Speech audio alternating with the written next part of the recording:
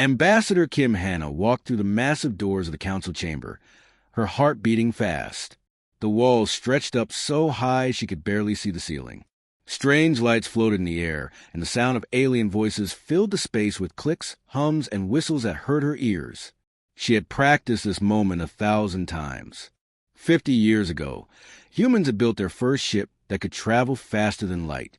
Now, finally, they were asking to join the most powerful group in the galaxy, the Galactic Council. 12 different alien species sat in a giant circle around her. Some looked like living crystals that sparkled in the weird light.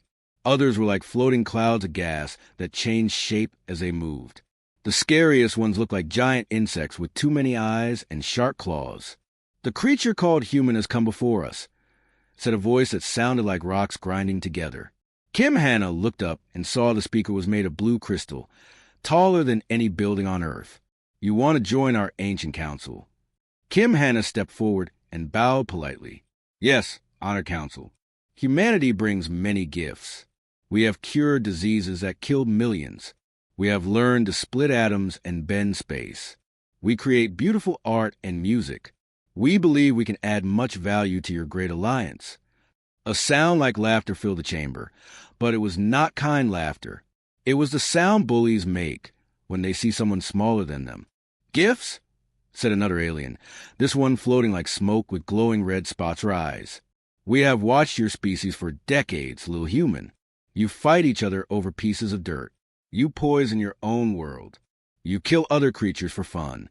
You are nothing but violent children playing with dangerous toys." Kim Hannah felt her face get hot, but she kept her voice calm. "It is true that humans have made mistakes, but we have learned from them. We have stopped most wars. We work together now. We have cleaned our oceans and skies. We protect animals that were almost gone forever." "Lies!" hissed the third alien that looked like a giant spider made of metal. "Your kind will never change. Violence is in your blood. You are too dangerous to be free in civilized space." The crystal alien spoke again. "However, we are not without mercy. We offer you a place as protected juveniles. The wise Kithir Collective will watch over you, teach you proper behavior. You will learn to obey those who know better." More laughter filled the chamber. Kim Hannah realized they were making fun of her, making fun of all humans. They thought her people were just babies who needed to be watched and told what to do. With great respect, Kim Hannah said, "Humans must decline this offer. We are not children. We are free people who make their own choices." The laughter stopped. The chamber became very quiet and very cold. "You misunderstand primitive," said the spider-like alien, moving closer on its sharp metal legs. "This is not a request. Your species will work under Kithir control. You will mine asteroids, build ships, and serve your betters. Consider it an honor that we allow you to live at all." Kim Hannah felt something break inside her chest. These creatures were not offering friendship or partnership. They wanted to make humans into slaves. They thought humans were so worthless that the best they could hope for was to be owned by someone else. She thought about her daughter back on Earth, playing in the park under blue skies that humans had fought to keep clean. She thought about her grandmother, who had lived through the last Great War and taught Kim Hannah that freedom was worth any price. She thought about all the humans who had died exploring space, so their children could have a better future. "No," Kim Hannah said, and her voice carried across the huge chamber. The aliens made angry noises. The crystal being leaned down until its face was close to hers. Up close, she could see it was not really solid. Millions of tiny lights moved inside it like angry fireflies. "What did you say, insect?" Kim Hannah stood straighter and spoke louder. "I said no. Humanity will not be your slaves. We will not bow down. We will not let you tell us what to do. We are free and we will stay free." The spider alien laughed, a sound like breaking glass. "Free? Look around you, foolish creature. We rule 1,000 worlds. We have ships that could turn your little planet into dust. We have weapons you cannot imagine. What can one small species do against the might of the Council?"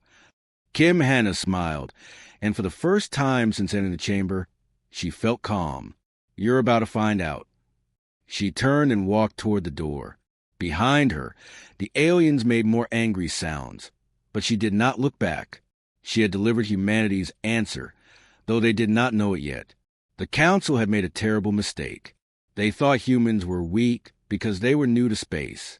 They thought humans would give up because the odds were bad. They did not understand that humans had spent their whole history fighting against impossible odds and winning. As the chamber doors closed behind her, Kim Hanna was already planning. Earth would not surrender. Earth would not kneel. And very soon, the galaxy would learn what happened when you insulted human dignity. The Council had just declared war on the most stubborn species in the universe. They would regret it. President Park Miho sat in the big meeting room deep underground in Seoul. The room had no windows because it was built to survive bombs. Today, he wished he was anywhere else in the world. Ambassador Kim Hanna had returned from space 3 days ago. Her report made everyone angry and scared at the same time. The Alien Council did not just say no to humans joining them. They wanted to make humans into workers, like animals that do jobs for their owners. Show them the pictures, President Park said to his science advisor. Dr. Cho Hyunwoo pressed a button, and the big screen on the wall lit up. It showed space near the edge of their solar system. Hundreds of bright dots moved in straight lines toward Earth. Our spy satellites took these pictures yesterday, Dr. Cho said. 200 alien ships are coming here. They will arrive in 6 months. The ships are very big, much bigger than anything we have built. Admiral Lee Jaiwin stood up. She was the boss of all Earth Space Forces. Her face looked hard like stone. They are not coming to talk. They are coming to take over. Our spies heard their radio messages. They plan to put control stations around Earth. They will watch everything we do. Minister Kim Soyoung shook her head. Maybe we should try talking again. War with aliens will kill millions of people. There's no more talking, Kim Hanna said quietly. I saw their faces. They think we are bugs. You do not talk to bugs. You step on them or put them in cages. President Park looked around the room. These were the smartest people on Earth, and they all looked worried. What choices do we have? Admiral Lee put new pictures on the screen. These showed Earth spaceships. They looked very small next to the alien ships.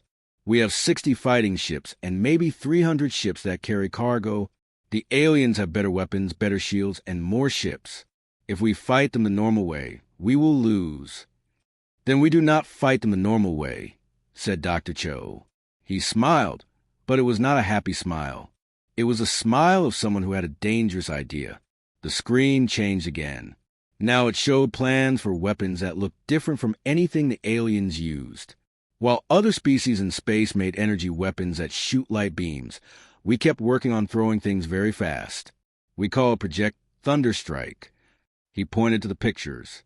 These are rail guns. They use magnets to throw metal pieces at almost the speed of light.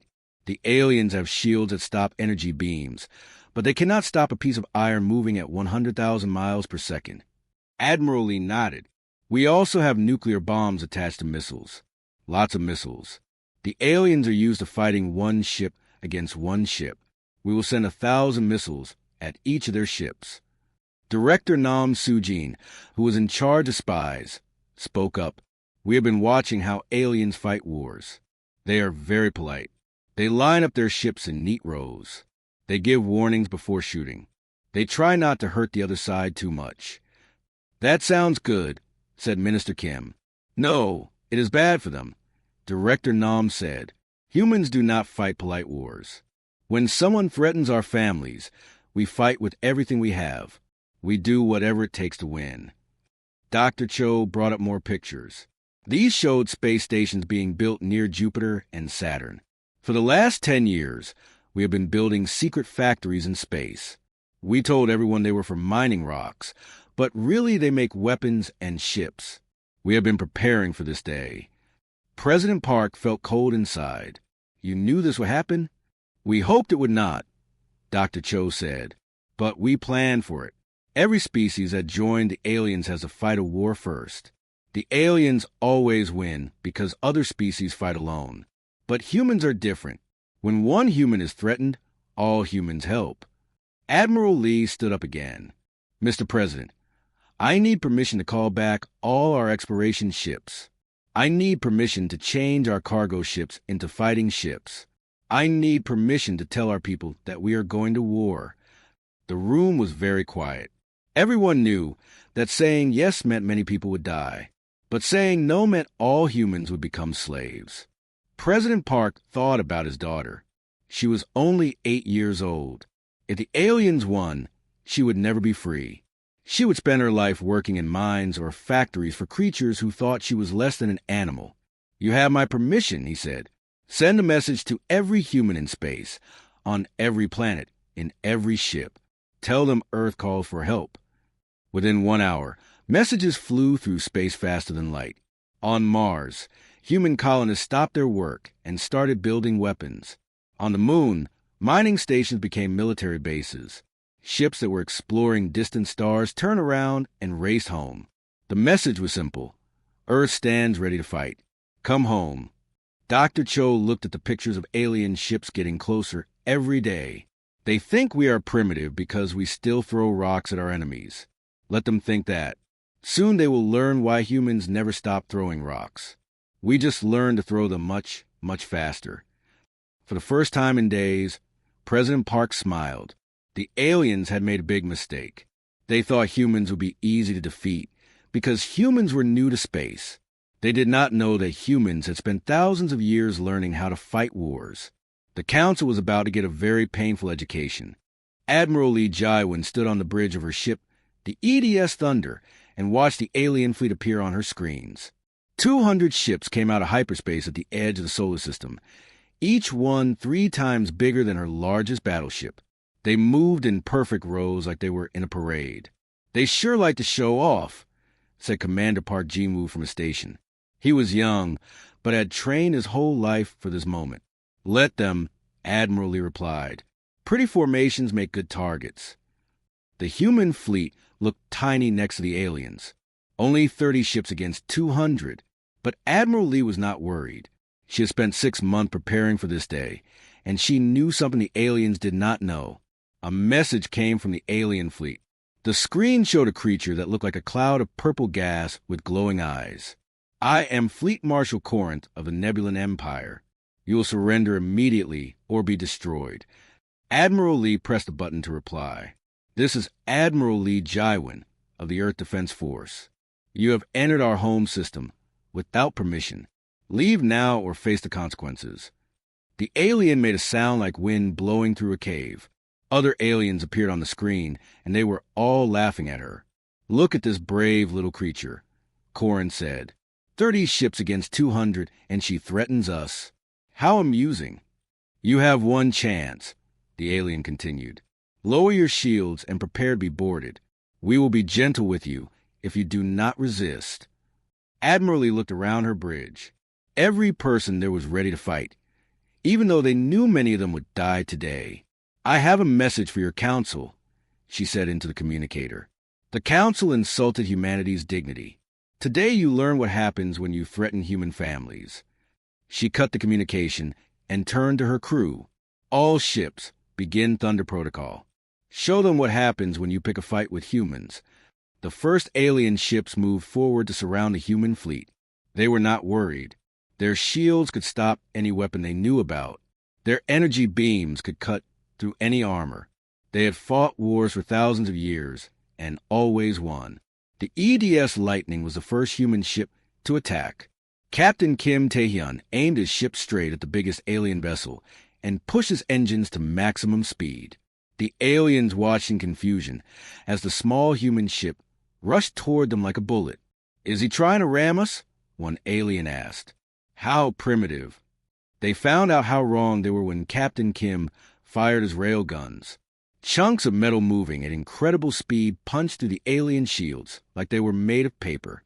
The alien ship's hull cracked open and air rushed out into space. But Captain Kim was not done. At the last second before impact, he fired every nuclear missile his ship carried, then triggered his ship's self-destruct. The explosion was so bright it could be seen from Mars. When the light faded, the alien flagship was gone. Just floating pieces of metal where a mighty warship used to be. Impossible, Fleet Marshal Corinth whispered. Their weapons should not be able to do that.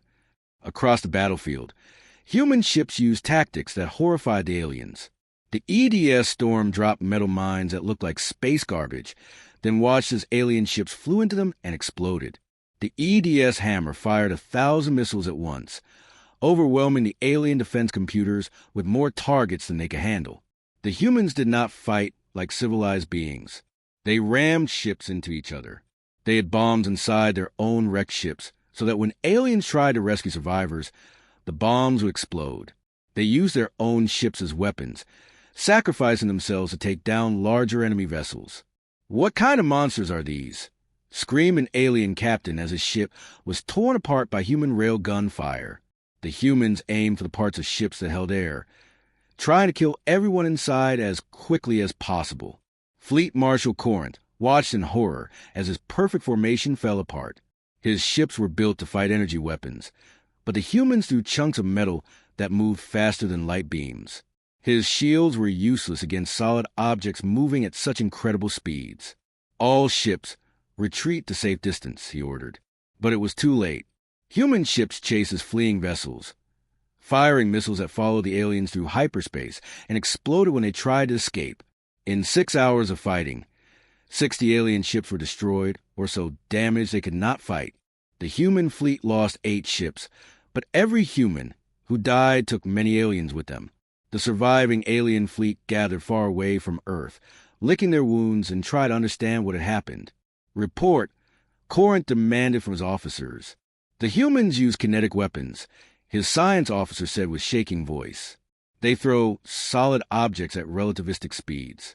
Our shields cannot stop them because they are not energy-based. And their tactics? Corinth asked. They fight like they want to die, the officer replied. Every ship is willing to sacrifice itself to destroy us. They show no mercy and ask for none. Fleet Marshal Corinth looked at the images of the battle. His mighty fleet had been defeated by primitive creatures who threw rocks.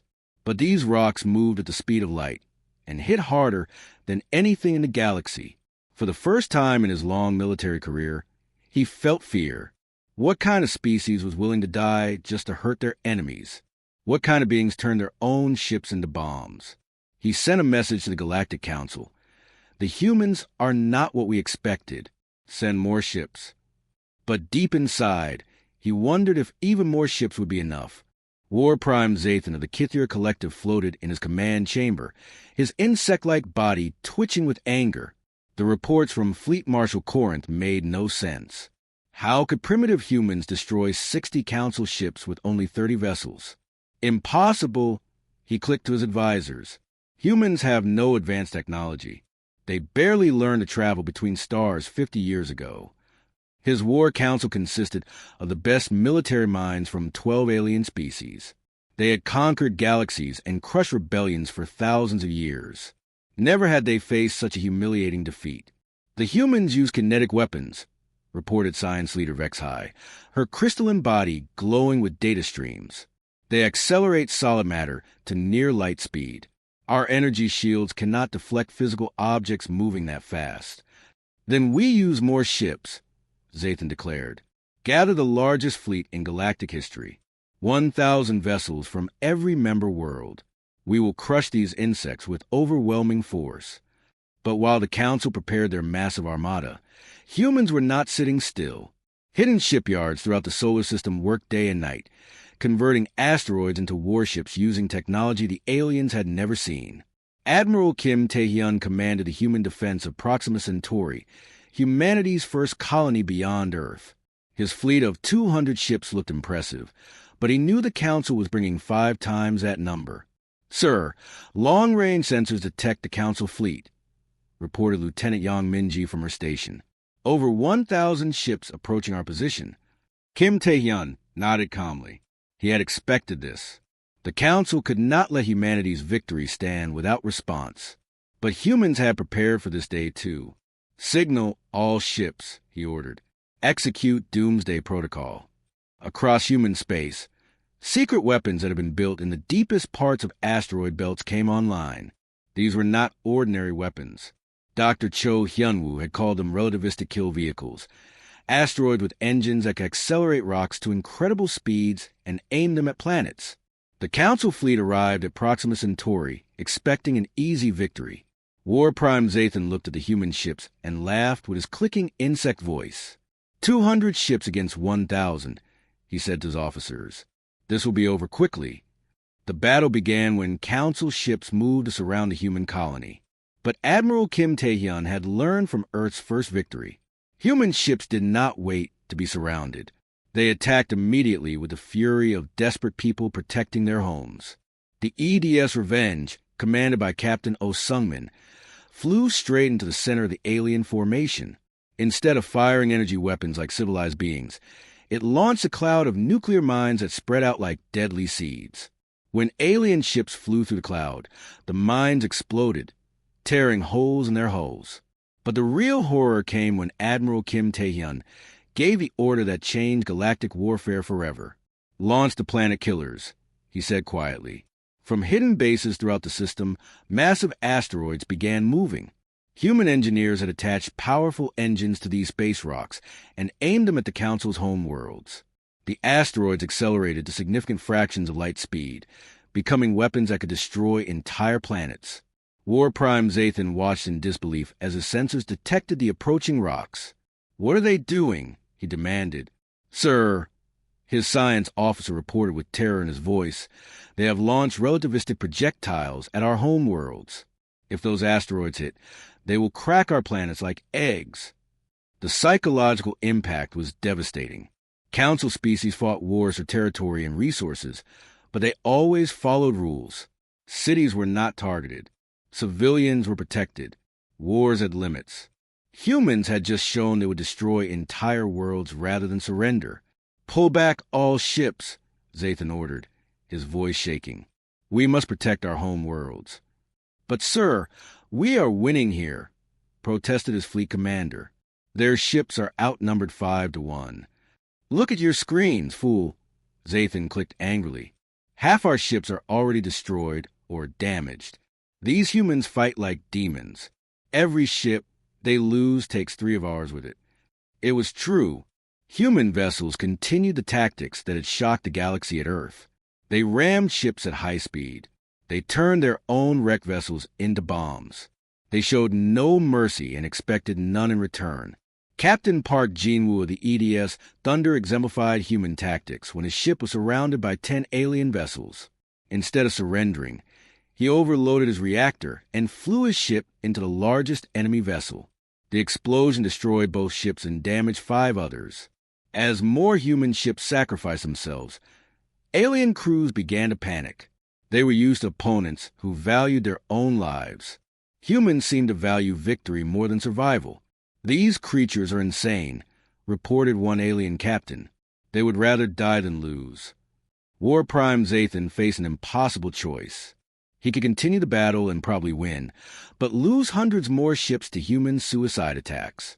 Or he could retreat and save his remaining forces while relativistic asteroids threatened to destroy Council worlds. "All ships retreat," he ordered. Emergency jump to Council space.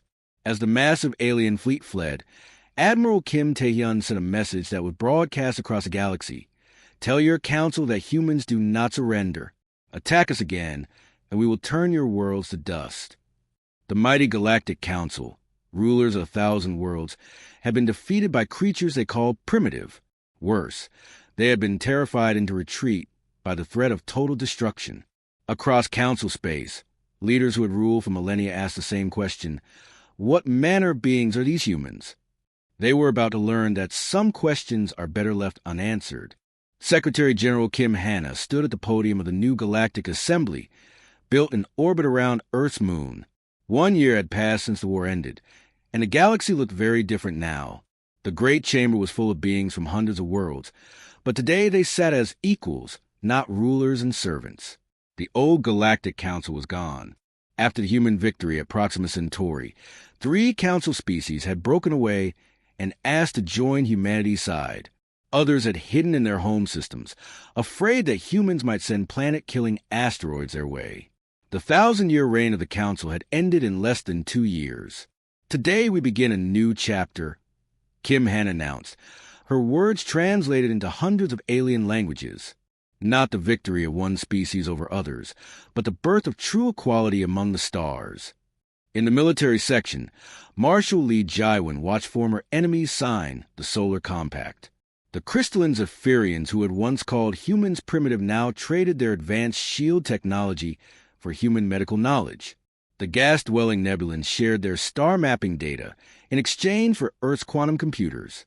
Even some Kythera, the insect-like beings who had wanted to enslave humanity, sat in the assembly. Their new leader, Science Prime Velka, had overthrown War Prime Zathan after the defeat.